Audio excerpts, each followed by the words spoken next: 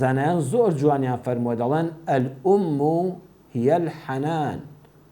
الأب هو الأمان. دایک بریتیە لە میهرەبانی، یعنی حەنان و سۆز و خۆشەویستی لە هیچ شوێنەکە هەست پێ ناکرێ بە ئەندازەی خزمەت دایکت. یعنی هەموو خەڵکی ئەم دنیاە بیەوێ دڵنەوایی تۆ بکە، دوعای خێرت بۆ بکە، قسەی خۆشت بۆ بکە،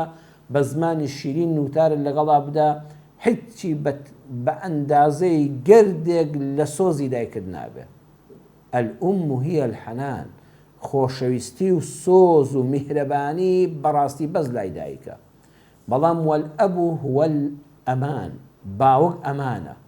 باوک ئەو قەوایە حتا بمێنێ پشتت پێوەی قایمە، حتا باوکت لەدەست نەدەی هەز ناکەی قەڵاکەی پشتت ڕووخاوە. باوک ئەمانە. ئێستا جەنابەت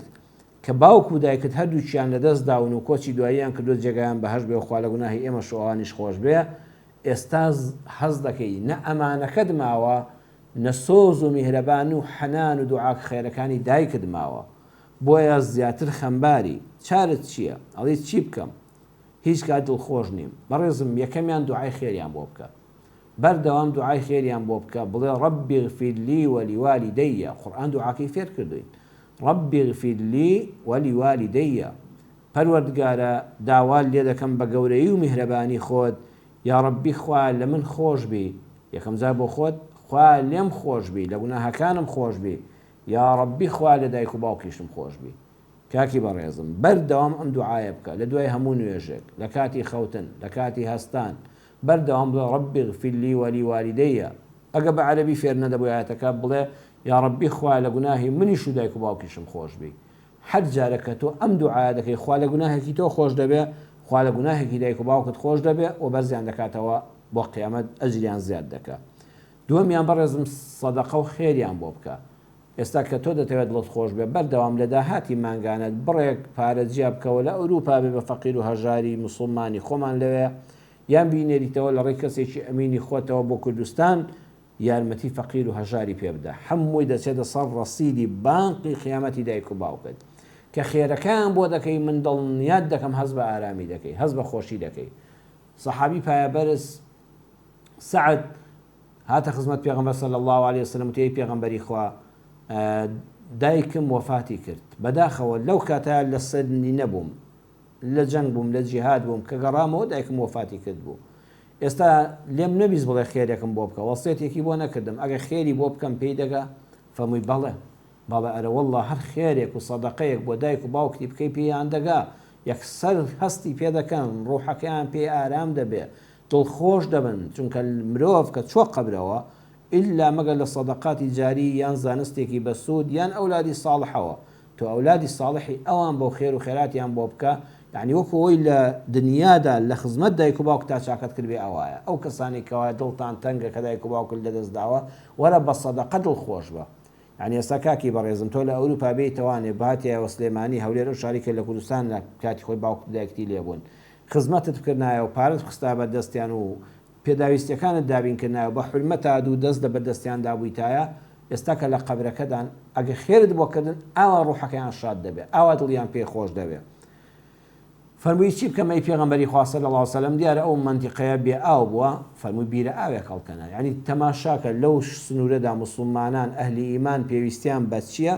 خێری ئەوە خێرە. جاریوان موسڵمانان پێویستیان بە نان و خۆراکە، پێویستیان بە جلوبەرگە، مەکتەب مەسافەیەک کە دەست پێ دەکاتەوە، منداڵانێکی هەژار جلوبەرگێکی پێویستیان نییە، جانتای ڕێک و پێکیان نییە، دەفتەر و قەڵەمیان وەکو پێویست نییە،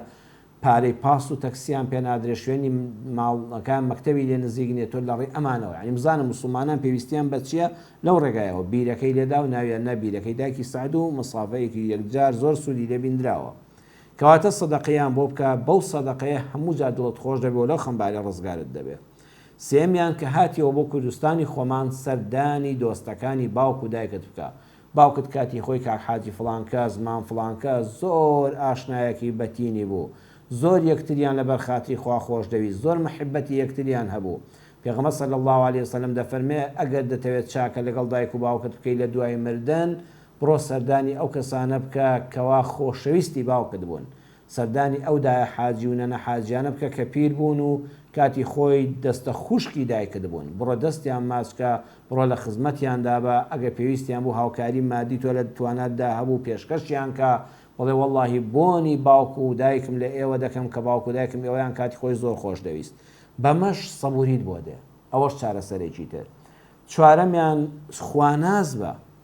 خواناز بە هەوڵ بدە لەسەر ڕێبازی ئیسلام بە تاعەت و عیبادەت پاک بە چاو پاک بە ڕۆژ بەرز بە ئینشاءالله حەڵاڵ خۆر بە ئومێدیەوەی کێگەجێگات بەهەش بێ دوعاش پێکە ئەلحەمدوللا دایک و باوکەکانی ئێمە ئەوانەی پێش و هەمووی ئەهلی عیبادەت و خواناسی و ئیسلامی حەق و ڕاستەقینە بوون دڵت بەوە خۆش بێ کە لە بەهەشتا هەتا لە خزمەت دایک و باوکتا دەبی یعنی بەردەوام ئەزیزم کە دڵت ئاوا تەنگ بوو بۆ دایک و باوکت بیر لەوە بکەوە ئەوان سەفەری قیامەتی خۆیان کرد تۆش سەفەری قیامەتت لە پێشە هەمومان لە پێشمانە دابڕانی مردن وەکو دابڕانی کەسێکە کە بڕوا بۆ وڵاتێک لەوەن لە کوردستان بچێتە ئەوروپا یان وڵاتێکی تر ئەم سەفەرە جیهاز ئەلکترۆنیانی ئێستاش نەبێت نە مۆبایل هەبێ نە سۆشیال میدیاکان هەبێ نە پەیوەندی هەبێ نەتوانی هیچی پێوە بکەیت بەس چاوەڕێی ئەوەی تۆش ڕۆژێ ڤیزەیەک وەرگری و بڕۆی بۆ لای هەموو جا کە دڵت تەنگ بوو دڵی نا ئەوەندەم نەماوە لەوە ئەچێ ڤیزەکەم مانگێکی مابێت هەفتەیەکی مابێت چەند ڕۆژێکی کەمی مابێ هەر بەوە دڵی خۆت خۆش دەکەیت ئەوان سەفەری قیامەتی خۆیان کرد ئەزیزم تۆ هەوڵ بدە بە ئیزنی خوا خواناز بە لەسەر ڕێبازی خواناسی و دینداری خۆت بەردەوام بە لەو کاتەدا کە مردی مژدەی قورئانە لە قیامەتە لە بەهەشتا ئەگە دایک و باوکەکەت پلەیان لە تۆ بەرزتر بێ تۆی ئەولاد پلەکەت لە خوارەوە بێ لەبەر خاتری دایک و باوکت کە تۆ لێیاندا نەبڕی پلەی ئەوان ناهێن نەخوارەوە بەعکسەوە پلەی نزمی تۆ لە بەهەشتا بەرز دەکەنەوە بۆ لای دایک و باوکت ئیتر هەتا جارێک کە دابڕان لە دایک و باوک نییە جانە نەخۆشی هەیە نەخەمباری هەیە نەفەقیری و هەژاری هەیە نەمردن هەیە نەسەفەر و دابڕان هەیە هەتا بەخۆشی بەیەکەوە دەژی دایمە ئەزیزم بیر لەوە بکەوە ئەم دایک و باوکە تۆ لێیاندا نەبڕاوی مەسافەیەکی کەمە هەوڵ دە بە ئیمانەوە بە ئەوان بگەی لەو ئەوروپایە زۆر گرنگە ئینسان ئیمانەکەی سەلامەت بێ زۆر گرنگە لەو ئەوروپایە بەخوا هەر کەسێ لە ئەوروپای ئێستادا یان لە وڵاتێکی غەیری موسڵماندا دەست بە دین و ئیمانەکەیەوە بگرێ عەقیدە و بیر و باوەڕی ئیسلامەتی خۆی پارێزێ ئەهلی مزگەوتەکانی ئەوێ بێت تاعەت و عیبادەتی خۆی بە ڕێکوپێکی بکە هەوڵ بدان نانی حەڵاڵ بخوا و کاسبی حەڵاڵ بکە و لە حەرام خۆی پارێزێ ئەخلاقە ڕەسەنە کوردەواریەکە داوێن پاکیەکەی پارێزێ واللهی مژدەی لێبێ بە ئیزنی خوا دوو چەندانەی ئێرەی کوردستان ئەجر و پاداش لە عیبادەت و خواناسیەکەیدا هەیە ئەو کاتە تۆ جێگات بەهەش دەبێت لە بەهەشتیشا ئەگە تۆ پلە نزم بوو عەرزم کردی دەچێت ئەستی دایک و باوکت دایک و باوکت کەمتر عیبادەتیان هەبوو پاداشتی تۆ لای خوا زیاتر بوو پلەکەت بەرزتر بوو خوا لەبەر خاتی تۆ نایەنێتە خوارەوە دایک و باوکش دەرز دەکاتەوە بۆ لای تۆ کامتان پلەتان بەرز بێ لە بەهەشتا ئەولادەکان و دایک و باوکەکان دەڕۆن بۆ لای یەکتر بەڵام کامیان پلەی بەرزتر بێ ئەوەی خوارە دەچێت بۆ لای ئەو جا هەمیشە بەیەکەوەی خاڵی کۆتایی کە عەرزت کەم بۆ ئەوەی کەوا دڵی ئیسلاحەت بکە و لەو غەمگینیە ڕزگارت بێ نەسیحەتی کوڕەکانی هاوڕێت بکە بەردەوام پێیان بڵێ من دایک و باوکم نەماوە وەڵڵی ئێستا هەز دەکەم بۆشاییەکی گەورە لە ژیانمدا هەیە ئێوە کە دایک و باوکتان ماوە ئەگەر لە ئەوروپا لەگەڵیان بوون لەکسە کارەکە ئەو کوردانی کە لەوێ ئەلحەمدوللا یەکتر دەبین و هەموو موسڵمان و باش و با ئەخلاق و بەڕەوشتن نەسیحەتیان بکە بڵێ ئەگەر دایک و باوکتان ئێستا لەگەڵایە خوا کە ڕۆیشتنەوە من لە دەستم چوویەوە بچۆن دەستیان ماچکەن قاچیان ماچکەن لە خزمەتیان دابن